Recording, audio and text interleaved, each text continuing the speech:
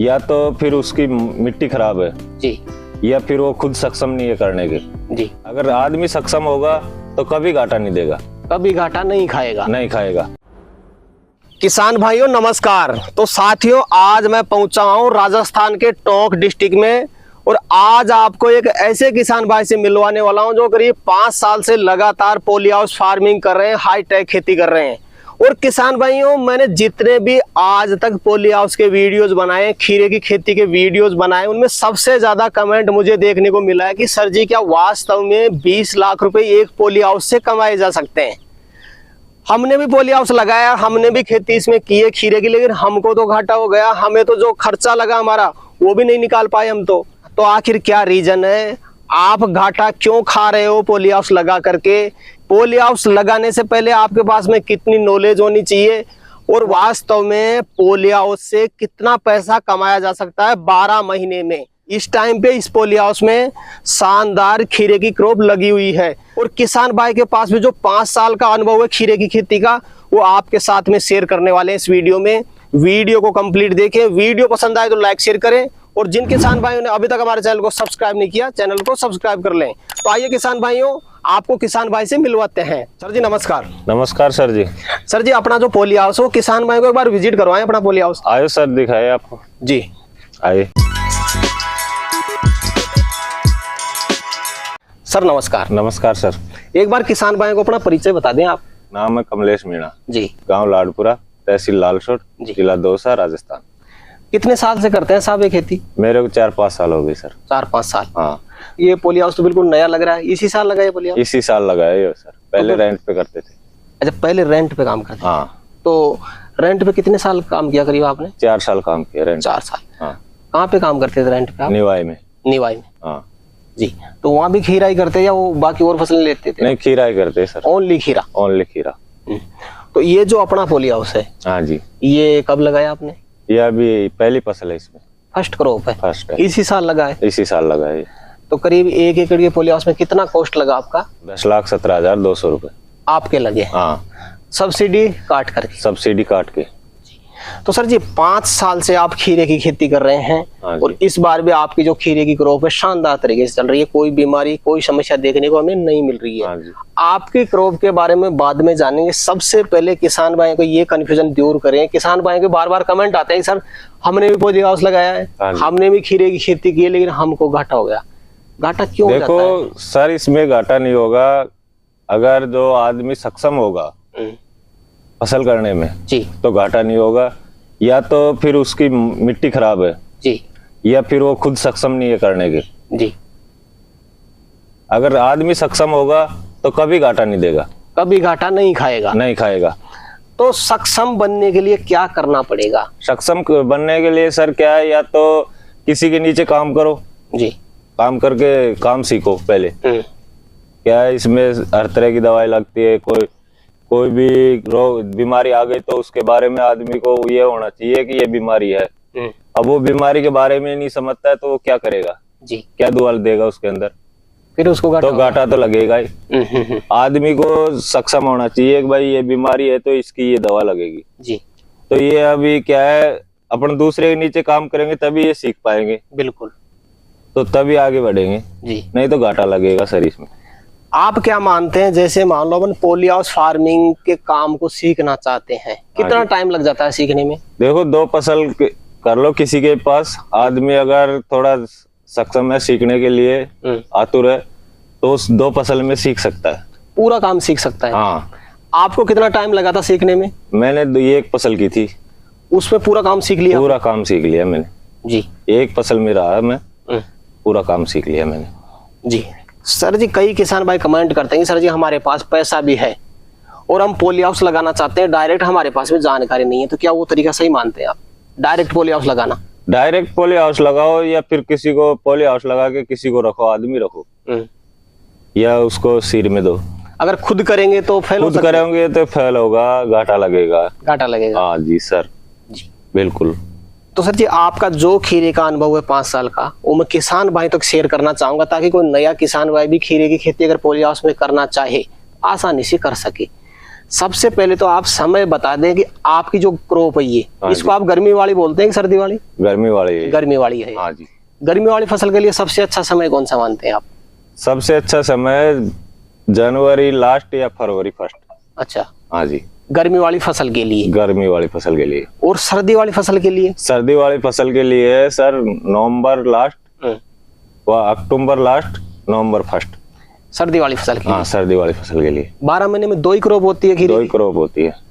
बीच में शायद सोलराइजेशन भी करना पड़ता है। हाँ। उसका क्या टाइम मानते हैं आप सोलराइजेशन का? सोलराइजन का टाइम है सर, मई में सोलराइजन कर दो, 1 महीना 20-25 दिन, महीना भर सोलराइजन रहो। अच्छा।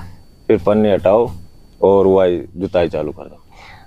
कई किसान भाई को पता नहीं है सोलराइजेशन कैसे किया जाता है और उससे क्या बेनिफिट मिलता है।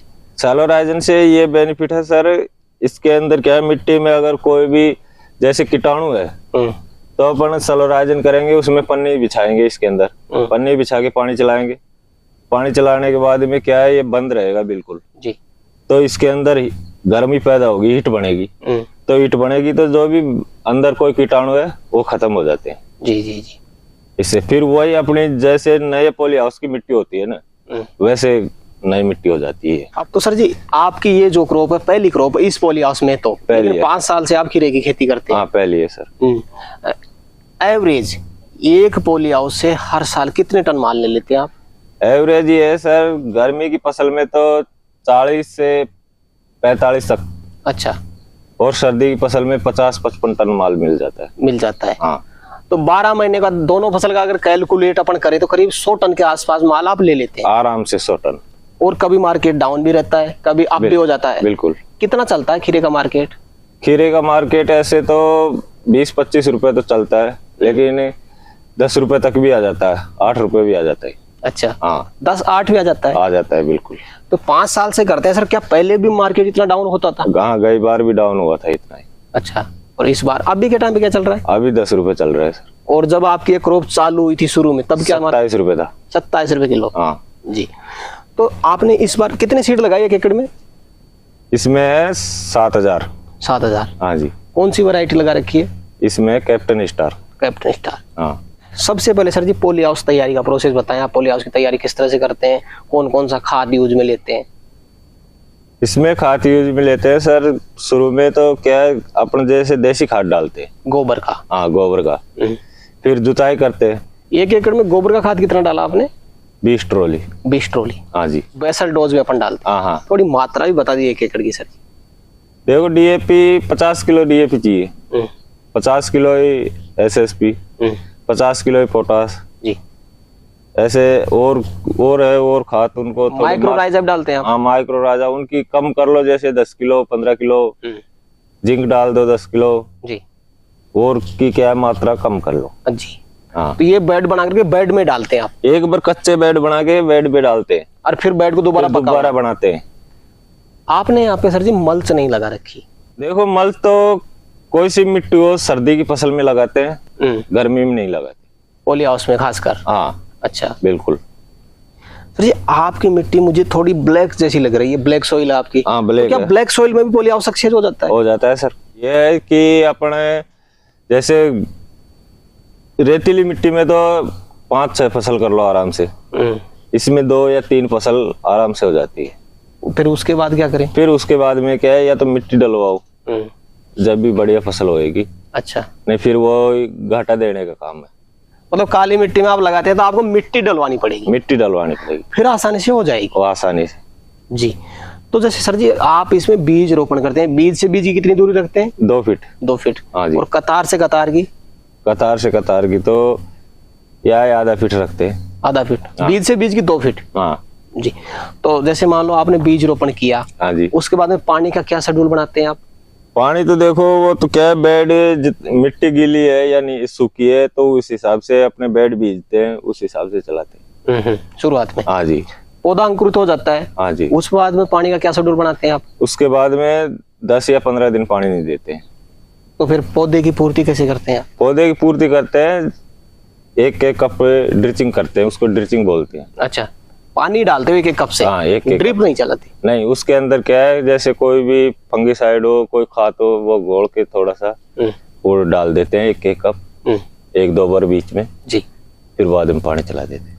करीब अपना पौधा 20 दिन का हो जाता है फिर पानी चालू करते हैं। हाँ जी। उसके बाद में कोई न्यूट्रिएंट भी चलाते हैं उस टाइम पे आप? 20 दिन का पौधा हो जाता है तब ग्रोथ के लिए। हाँ, तो वो भी बताएं क्या क्या चीजें देते हैं आप? देखो, अभी गर्मी की फसल में तो क्या ग्रोथ के लिए चलाना नहीं पड़ता है, सर्दी में चलाना पड़ता है ग्रोथ के लिए, तो उसके अंदर 19-19 चलाना पड़ता है। और गर्मी की फसल में तो क्या है कि अपना तना थोड़ा फुलाव खाए, इसलिए 1261 जैसे ओमिकेस्ट मिला के 1261 की वो चला देते हैं जी। इम्पोर्टेंट चीज मैं मानता हूँ फर्टिगेशन शेड्यूल। हाँ जी। इसमें कई किसान भाई फेल भी हो जाते हैं, क्योंकि शेड्यूल अगर आपका अच्छा नहीं है तो आप उत्पादन नहीं ले पाओगे। सही बात है। तो आपका जो फर्टिगेशन शेड्यूल है, हाँ जी, थोड़ा किसान भाई तक पहुंचाएं। क्या बनाते हैं फर्टिगेशन शेड्यूल में, क्या क्या चीजें चलाते हैं, क्या मात्रा रखते हैं? देखो, हम मात्रा तो क्या है, जैसे अपने माल लगेगा उसके ऊपर मात्रा लेते हैं। और शेड्यूल ये है, जैसे 13-40-13 है, वो ओनली एक इकला खाद चलता है। अच्छा। उसके साथ में दूसरा खाद नहीं चलता है। मैग्नीशियम और 0050 दोनों मिला के चला सकते हैं। 52-34 एकला अकेला चलता है? बिल्कुल अकेला। थोड़ा 1 एकड़ की मात्रा भी बताते जाए साहब। देखो, 1 एकड़ की तो ये है मात्रा, जैसे 2 किलो तो होना चाहिए। कौन सा भी खाद ले लो, 2 किलो तो होना चाहिए जी। उसके अलावा और जैसे कैल्शियम है, कैल्शियम के साथ में 13-045 चलाते हैं। दोनों साथ साथ चल जाते हैं जी। 1261 है, वो भी एकला चलता है। ऐसे इनका क्या है, शेड्यूल बनाना पड़ता है। एक दिन ये चला दिया, एक दिन ये चला दिया, एक दिन ये चला दिया। जी जी जी जी। रोज ये शेड्यूल आप बनाते हैं? हाँ जी। और ये चीजें चलाते हैं? ये चीजें चलाते हैं। तो जैसे मान लो अपन फर्टिगेशन शेड्यूल बनाते हैं, ड्रिप से खाद चलाते हैं। बिल्कुल। लेकिन कई बार इंसेक्टिसाइड का स्प्रे भी करते हैं, ड्रिप से भी चलाते हैं। हाँ। और कई पोषक तत्व तो अपन स्प्रे में भी देते हैं पौधे को। स्प्रे में क्या क्या चीजें यूज में लेते हैं आप? स्प्रे में तो देखो, अबे जैसे माल के लिए वीटोफ्लोरा है और MN-ZN एडिटा है, और भी बहुत सी दवाएं हैं, इनका स्प्रे कर लो जी। और इंसेक्टिसाइड में किस चीज का स्प्रे करते हैं आप? इंसेक्टिसाइड में तो ये है कि अभी जैसे कोई बीमारी आ जाए तो उसके हिसाब से आप स्प्रे करते हैं। हाँ बिल्कुल। स्प्रे सर जी क्या शेड्यूल बनाते हैं, कितने दिन में स्प्रे करते हैं आप? स्प्रे तो 7 दिन में एक बार। 7 दिन में एक बार जी। सर जी, मुख्यतः बीमारियां कौन कौन सी लगती है खीरे में?